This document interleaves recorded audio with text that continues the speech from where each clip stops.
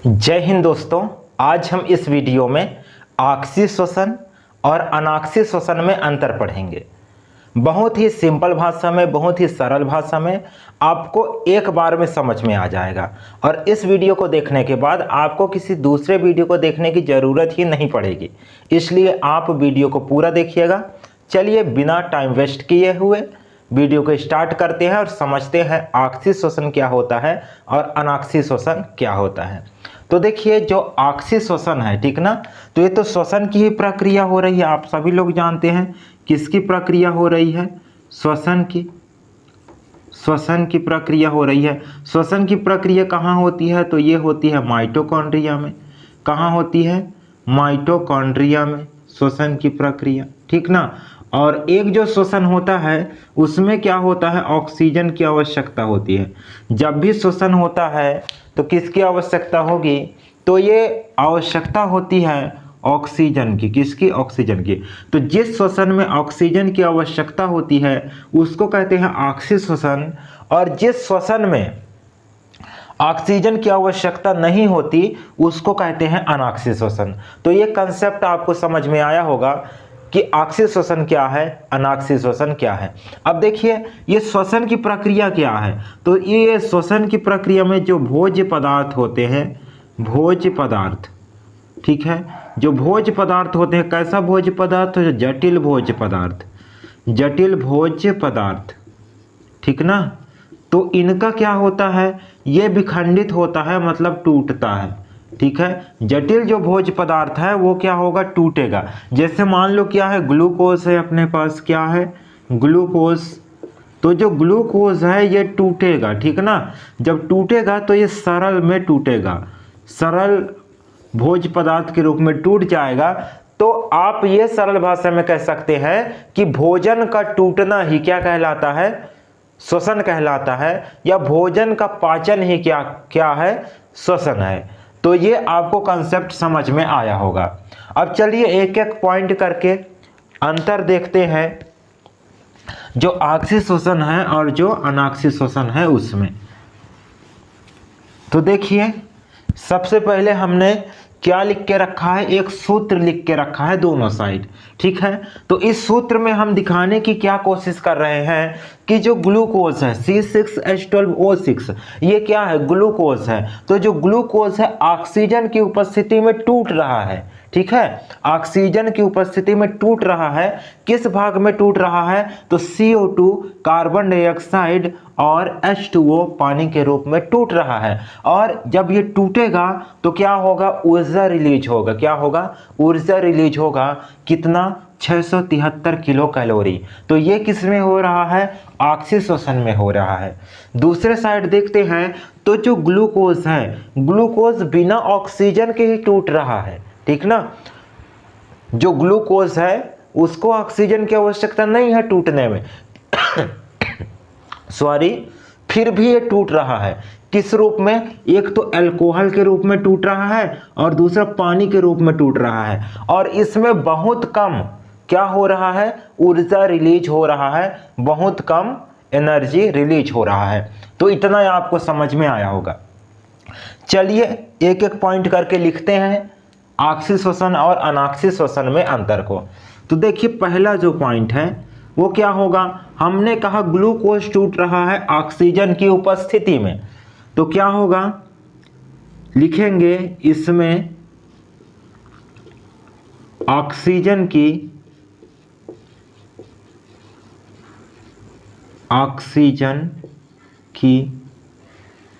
आवश्यकता होती है, ठीक है। जो ऑक्सी श्वसन है, तो ऑक्सी श्वसन होने के लिए किसकी आवश्यकता पड़ेगी? ऑक्सीजन की आवश्यकता पड़ेगी। इधर क्या लिखेंगे? इधर लिखेंगे, इसमें लिखते भी जाइएगा साथ में, ऑक्सीजन की आवश्यकता नहीं होती है, आवश्यकता नहीं होती है, ठीक है। ऑक्सी श्वसन में ऑक्सीजन की आवश्यकता होती है और अनाक्सी में ऑक्सीजन की आवश्यकता नहीं होती है। दूसरा पॉइंट क्या लिखेंगे अपन? दूसरा पॉइंट हम दूसरे कलर से लिख दे रहे हैं। तो दूसरा पॉइंट लिखेंगे, इसमें ऐसे लिखो, भोज्य पदार्थों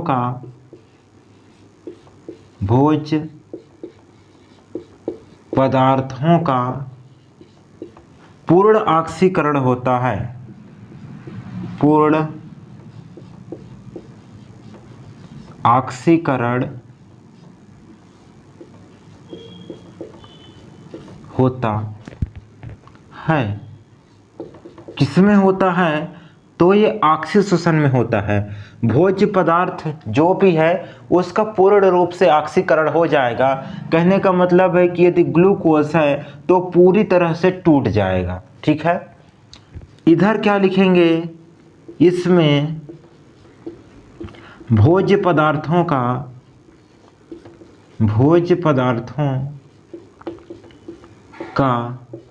अपूर्ण ऑक्सीकरण होता है। क्या होगा? अपूर्ण ऑक्सीकरण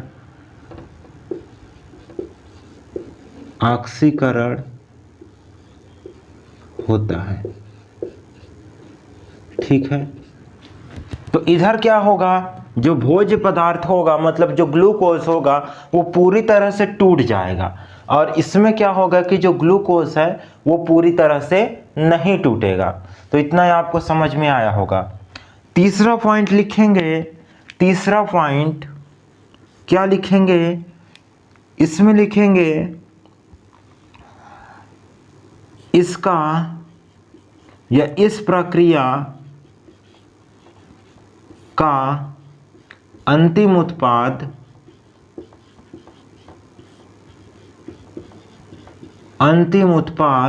क्या है? कार्बन डाइऑक्साइड और जल। अंतिम उत्पाद क्या है? कार्बन डाइऑक्साइड और जल। तो क्या लिखेंगे? इस प्रक्रिया का अंतिम उत्पाद CO2 एवं H2O है। क्या है? CO2 एवं H2O है, मतलब कार्बन डाइऑक्साइड और जल है। इधर लिखेंगे, इस प्रक्रिया का अंतिम उत्पाद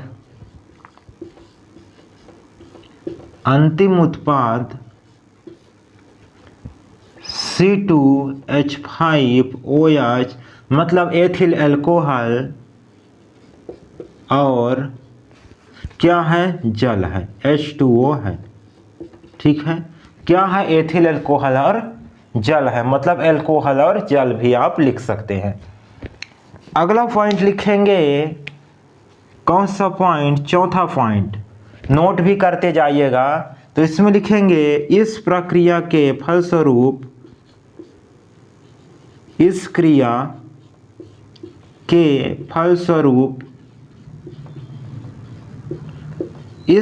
के फलस्वरूप बहुत ज़्यादा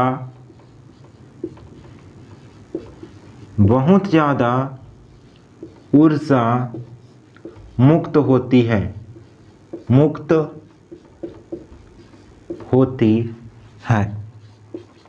कितना ऊर्जा मुक्त होती है? तो आप लिख सकते हैं 673 किलो कैलोरी। ठीक ना, ऊर्जा मुक्त होती है कितना? 673 किलो कैलोरी। इधर लिखेंगे, इस क्रिया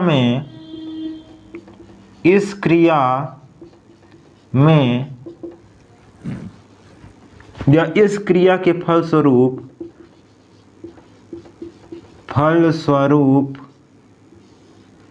बहुत कम ऊर्जा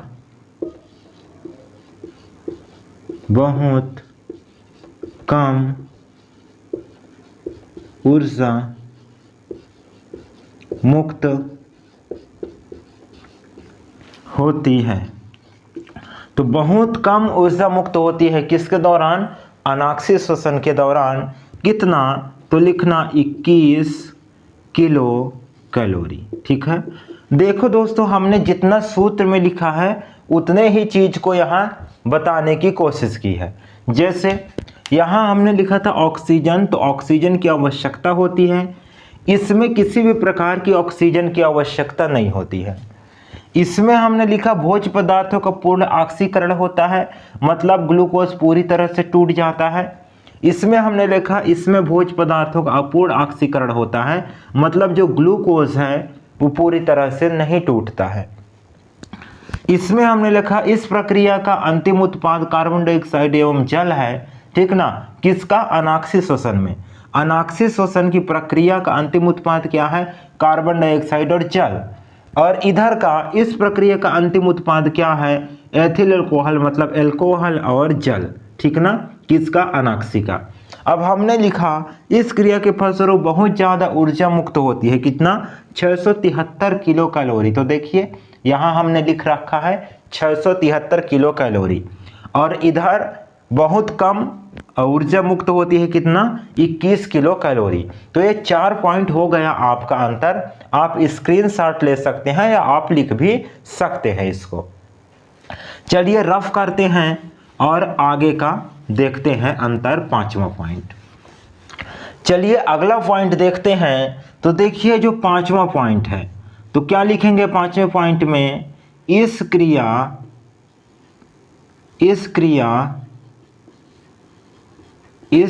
में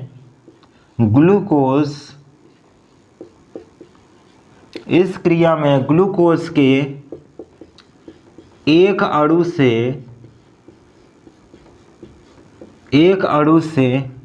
38 एटीपी ऊर्जा का निर्माण होता है,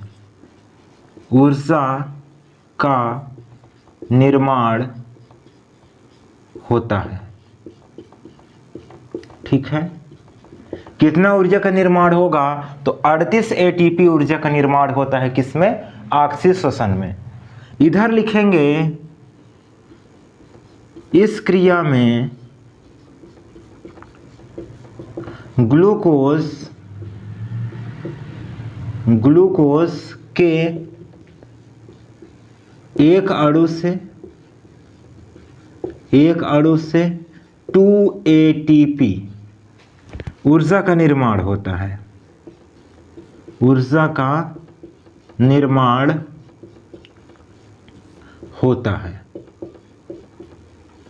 ठीक है। ये कौन सा पॉइंट हो गया आपका, 5वां पॉइंट।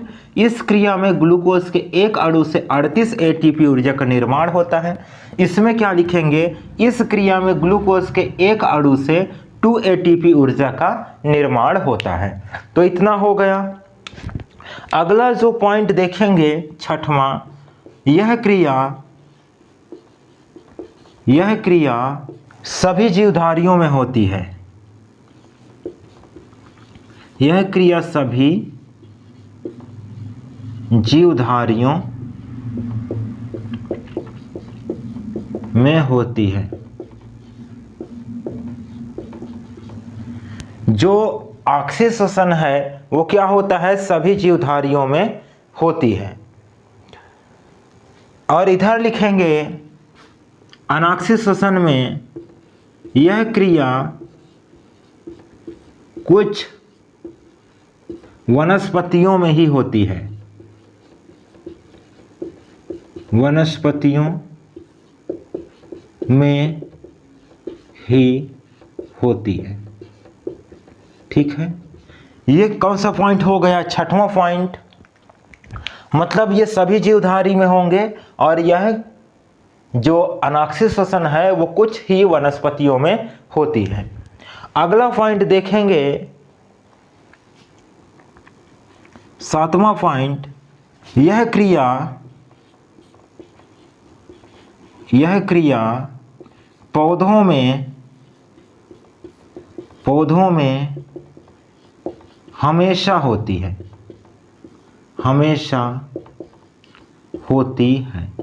ठीक है। कौन सा, ऑक्सी श्वसन। ऑक्सी श्वसन पौधों में हमेशा होती है। लेकिन इधर क्या लिखेंगे, यह क्रिया पौधों में कुछ ही समय के लिए होती है, कुछ ही समय के लिए, कुछ ही समय के लिए होती है। ठीक है, तो जो ऑक्सीश्वसन है वो पौधों में हमेशा होती रहती है 2400 घंटे, लेकिन जो अनाक्षी श्वसन है पौधों में कुछ ही समय के लिए होती है। तो ये 7वां पॉइंट हो गया आपका। अगला 8वां पॉइंट क्या होगा? तो 8वां पॉइंट होता है इस क्रिया में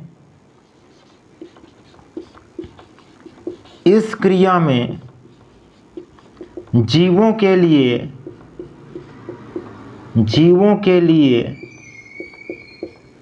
कोई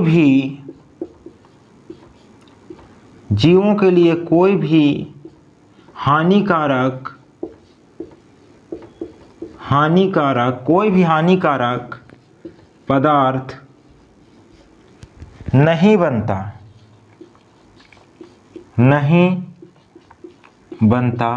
है। ठीक है, इस क्रिया में, किस क्रिया में? ऑक्सीश्वसन में जो जीव हैं तो उनके लिए कोई भी हानिकारक पदार्थ नहीं बनता है। लेकिन इधर 8वें नंबर में क्या लिखेंगे? इस क्रिया में हानिकारक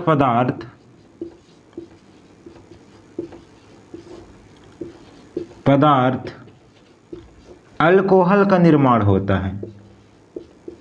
अल्कोहल का निर्माण